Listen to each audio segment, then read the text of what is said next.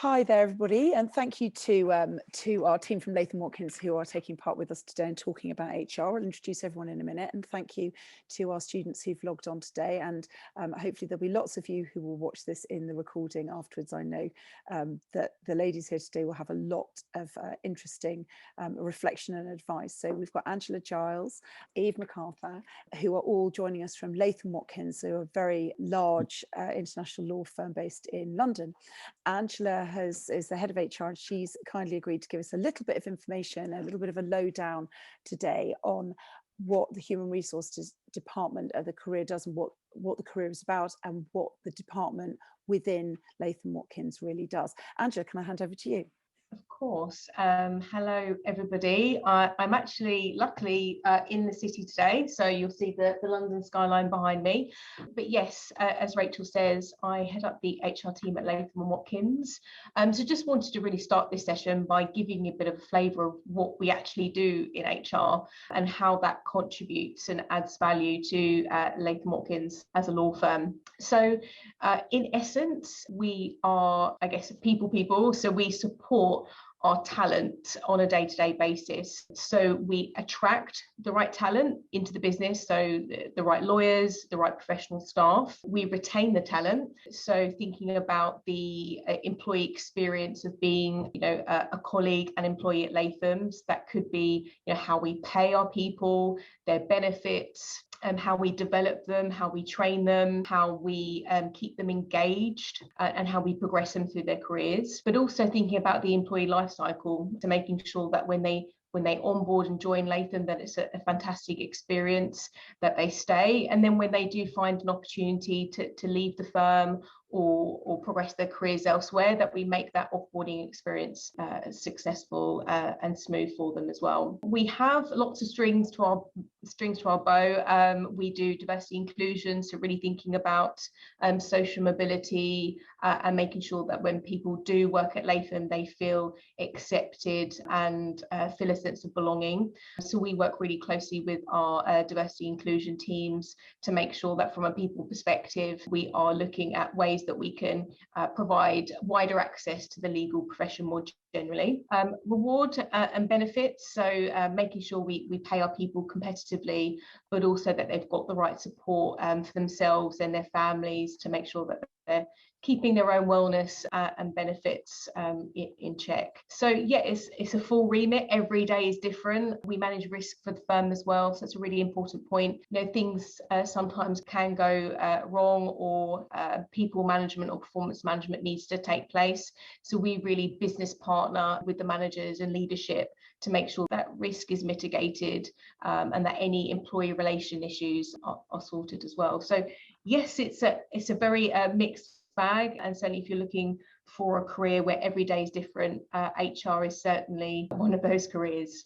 Is that enough, Rachel, for you to? That's fantastic. That's really, really good, Angela. I think that gives us a great introduction to it, and actually springs lots of questions for me, which I will slip in a minute.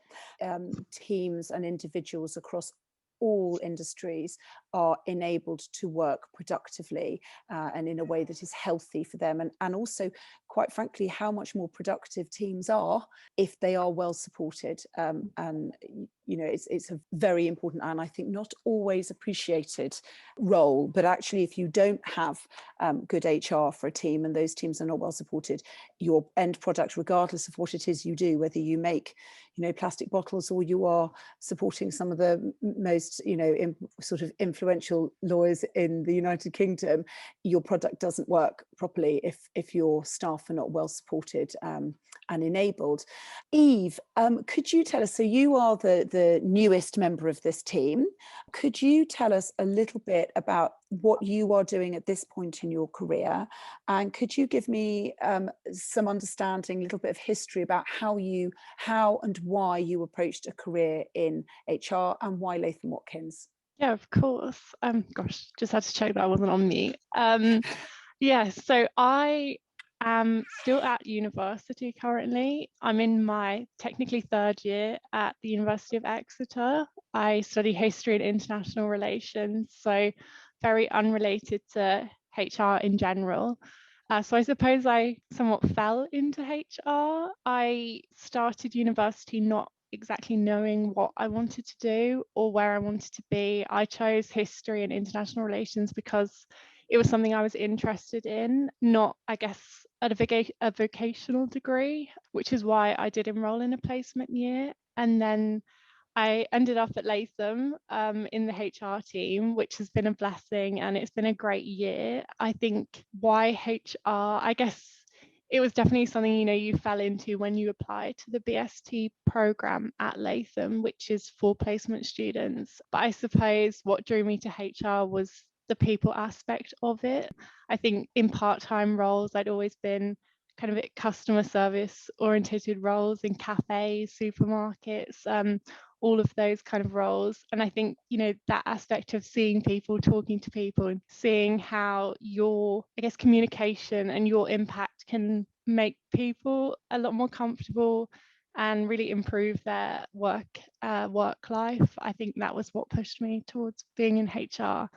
And I guess it's a very short career history so far, but I'm returning to university in September and I've enrolled in a employment law module and a advanced human resources issues module. So hopefully that will kind of push me to kind of gain more theoretical knowledge in HR, and then I suppose we'll see where I end up after university, but hopefully in HR. Thank you. Eve, it's really brilliant. And so often when I do these things, people from, you get such a broad career path from different individuals, people who really know what they wanted to do very early on in their lives, and many people who didn't. And I think it's brilliant to hear about someone who's gone in with one, to follow something that they enjoy and get the best from it, but actually then those opportunities arrive.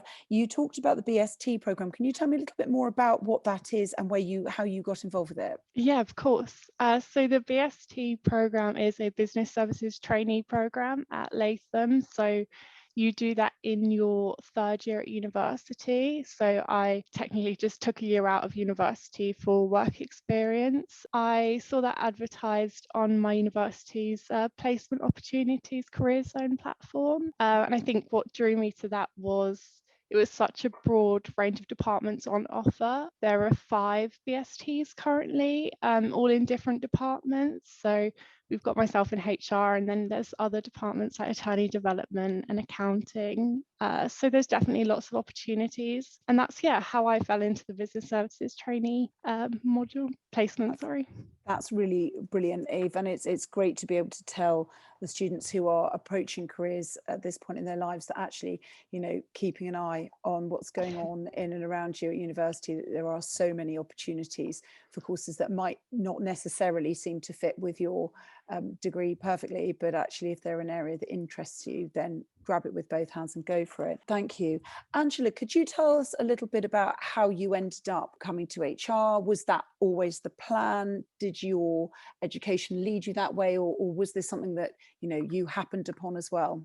Yeah, so I guess to Eve's point, I went to university, so I was a first generation of my family to go to university, and I, similar to Eve, did a business studies degree with an industrial placement. So again, my penultimate year of university was working in the industry. So again, didn't know what I wanted to do, and I think I chose business for that very reason. I knew I liked how firms or corporations work, but didn't necessarily know which, I guess, function I wanted to join. So I applied for lots of different placements, from accountancy, marketing, obviously HR, and I actually got a placement as an HR intern, similar to Eve, for a financial services company for a 12-month internship. And it's when I came to Latham that I realised that actually we're missing a talent pipeline. So we started the business services trainee program 9 years ago, actually, when I joined the firm. So that's kind of where it's evolved now, just because,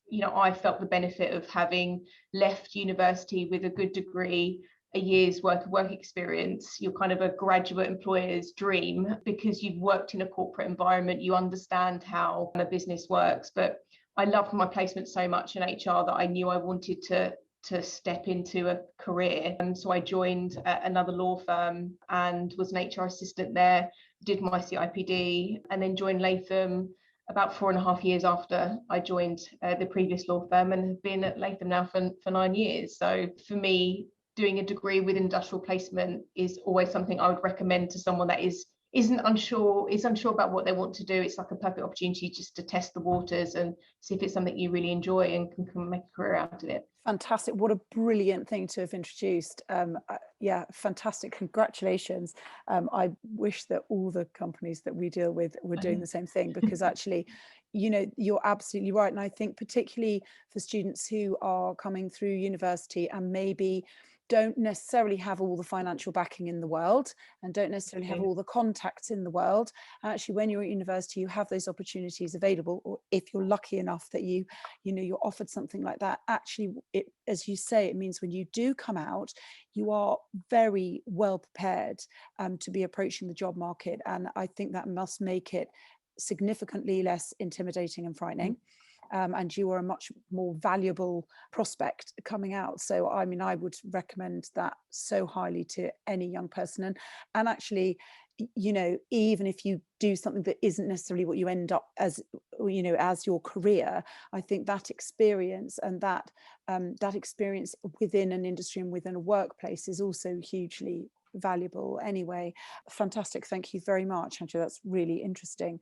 Eve, now you're obviously looking at this with a kind of fresh pair of eyes in many ways.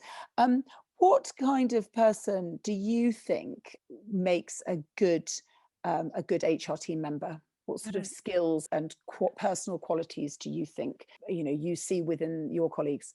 That's a really good question. Gosh, so many. I think primarily, I guess, like the communication and interpersonal skills. I think everyone in the HR team is just so great at just interacting like really effectively with all personnel in the firm, across all teams, across all levels. We also interact a lot with external contacts.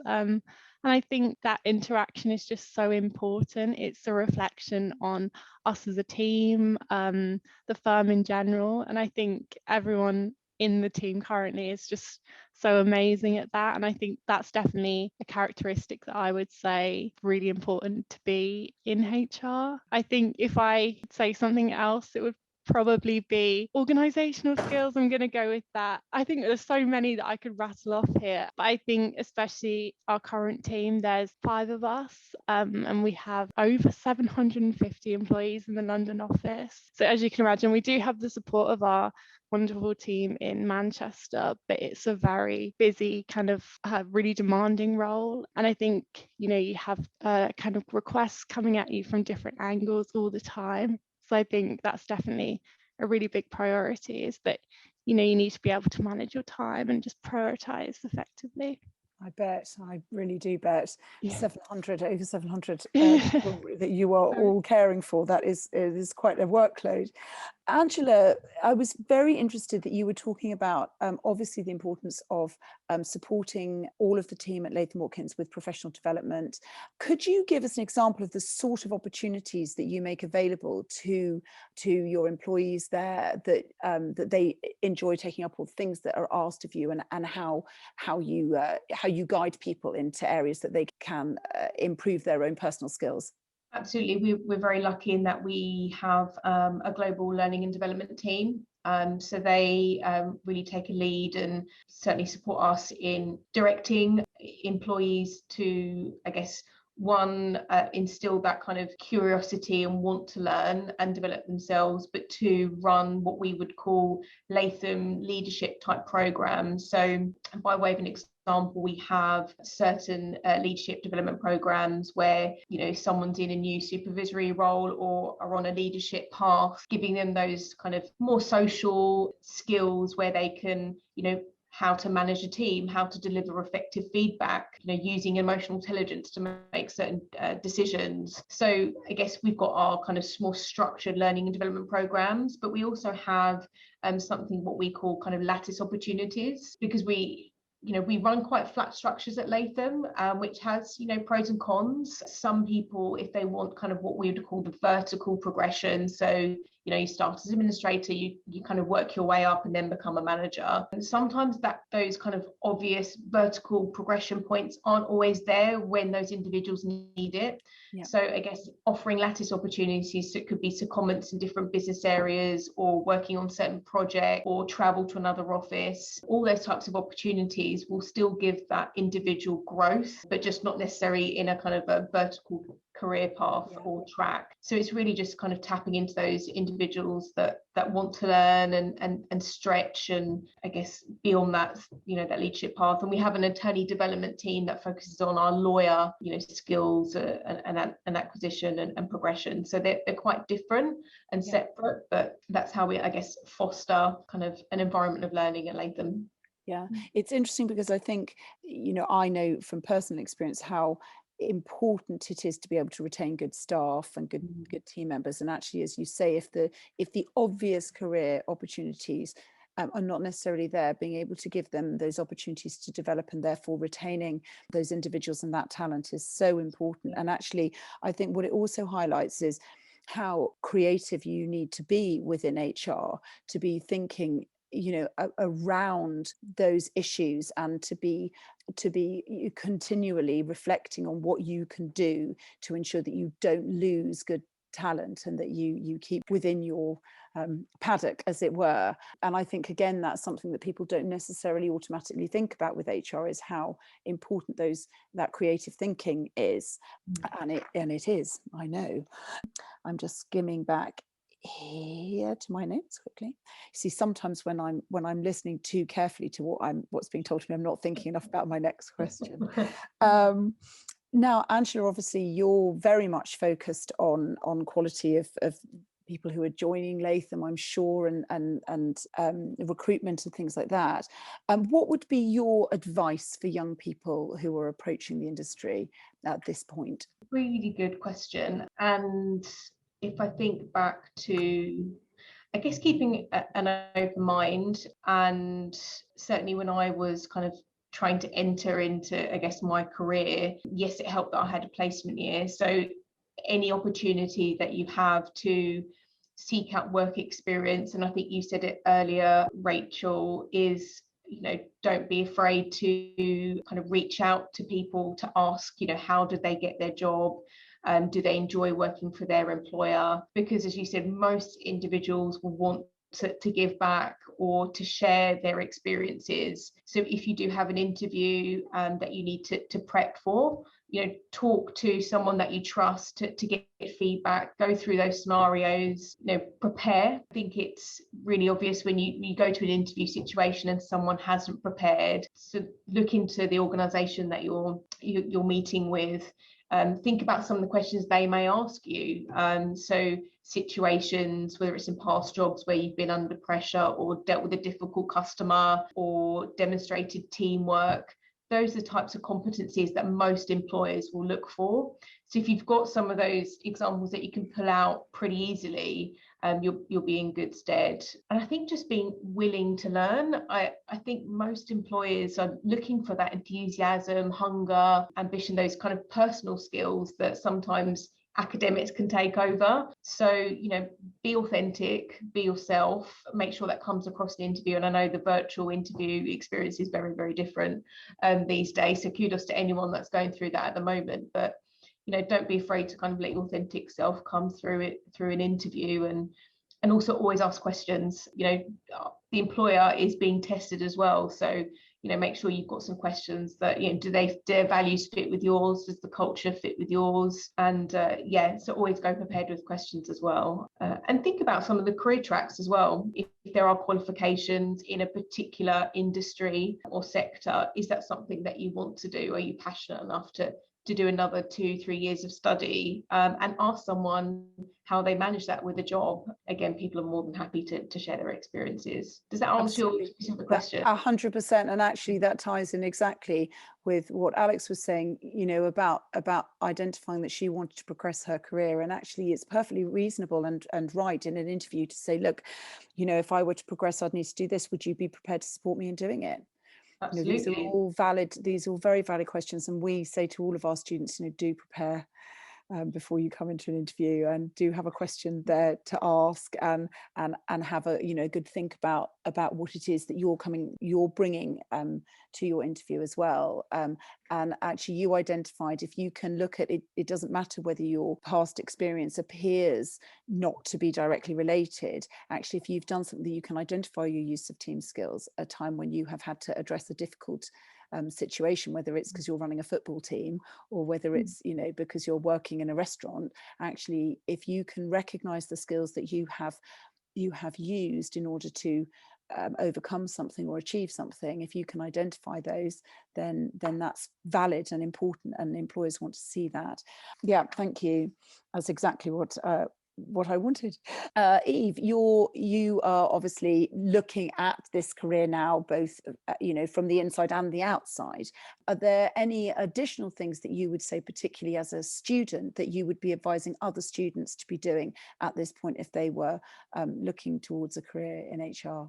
Yeah, definitely. That's a really good question. I suppose when I was at school and university, I think, I possibly hadn't even heard of HR in the context that actually it's a career that I could go into.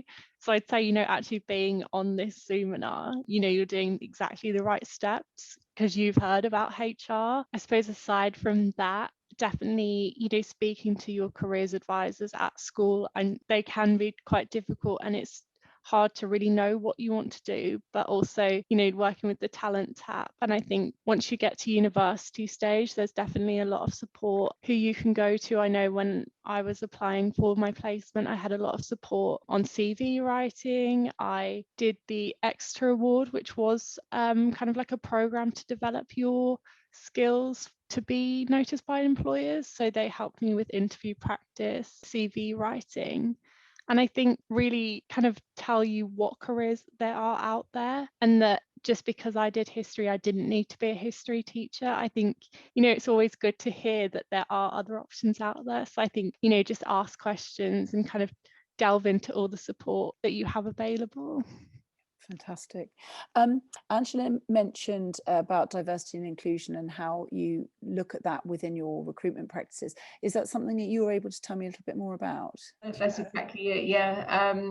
The diversity training is something that we take seriously. We do annual training for all of our managers and supervisors and those that have roles or part to play in the recruitment process. On the attorney recruiting side, we used a recruiting software that's it's a contextualized recruitment system, so it enables the recruiters to just focus on the achievements of a CV rather than kind of background or other things. So it kind of makes them make more objective recruiting decisions. And we also run various social mobility programs. So the HR team specifically run a program for underrepresented students who are at kind of approaching college age and are thinking about a career in law. And we have them or host them for a week of work experience in the fall, in the autumn, so they have a true, experience of what it's like to work in a law firm. So we do work shadowing, mentoring, we set them a project, sometimes have client relationships where they can visit a client. So that's something that we work on. So there's a plethora of things that we do, but I think for us, there's always more work to do to make sure that the legal profession is one that is open to more diverse candidates. And I think there's still a long way to go for us, but it's something that we're actively working on, and certainly trying to add more programs to the curriculum every single year. Fantastic. That's really brilliant. Loads of fantastic information there. Very quickly, do any of our attendees have any questions for our panelists? Now, I think we've covered so much about your advice for students, which has been excellent. And I think we've managed to really get a great overview and understanding of how HR works and how it works within an organisation like Latham Watkins. As I say, I think the most interesting thing to understand is the breadth of what you do and the creativity that you need to have, and also that very personal, it really is about people, and obviously those interpersonal skills are key, and you all have them in spades, and it comes across really well. So that that's fantastic. I think we've managed to give a really great taste of how of that career path and how people could approach it. I'm not having questions coming through at the moment, so it's probably because we've done such a good job and we've answered everybody's questions already. So I'd like to say thank you so much for joining us today. I know that what you've said will be really valuable to those who've listened already and to everybody who will access this later on. I really appreciate your time, and I'm sure we will all speak again, not very in the near future, hopefully, to do with our students who are coming to Latham Watkins over the summer. So thank you again, guys, and speak to you all soon. Bye bye. Thank you. Bye. Bye.